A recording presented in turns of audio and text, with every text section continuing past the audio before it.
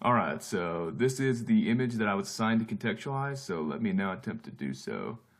I know we've beaten the topic of the history of the Comstock to death, so I won't go on and on about the Grosh, or Grosh brothers, however you pronounce it, or the polity of the Comstock, as I'm sure most of us remember from our test.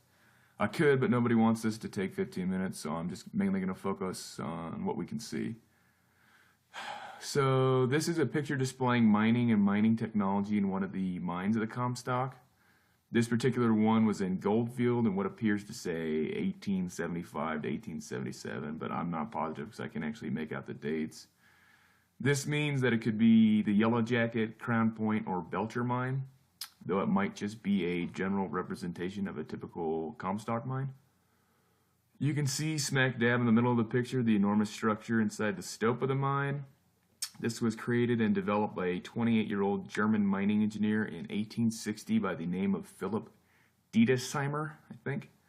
The Comstock mines were having issues with cave-ins due to the weak nature of the surrounding clay, so in the effort to remedy the issue, they called in Dietesheimer from his residence in San Francisco. In just 1 month's time, Dietesheimer had invented what we see right here, which would go on to be called square set timbering. Square set timbering used heavy timbers to create cube frames below ground to support the weight of the dirt and rock.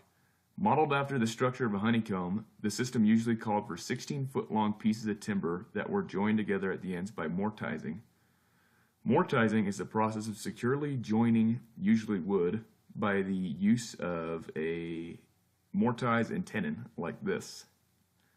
This advantageous new system enabled miners to create braced-up cavities of essentially any size. Waste rock and other materials could be removed via minecar or be used to fill up some of the empty rooms, essentially creating an even sturdier support for the mine. This increase in the need for timber is what led to the clear-cutting of the trees up in Tahoe as well as the V-flume. We can also see the mills down at the bottom and the top of the picture.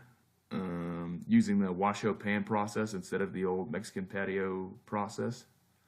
And finally over there on the right, we have some of the mining tools that were used, such as drills, hammers, pickaxes, shovels, and various types of mine cars, as well as what looks like some miners working a vein of silver.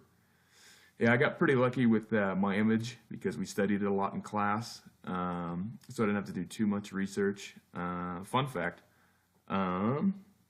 there's an old episode of a TV show called Bonanza, which is one of my dad's favorite shows as a kid because he's old.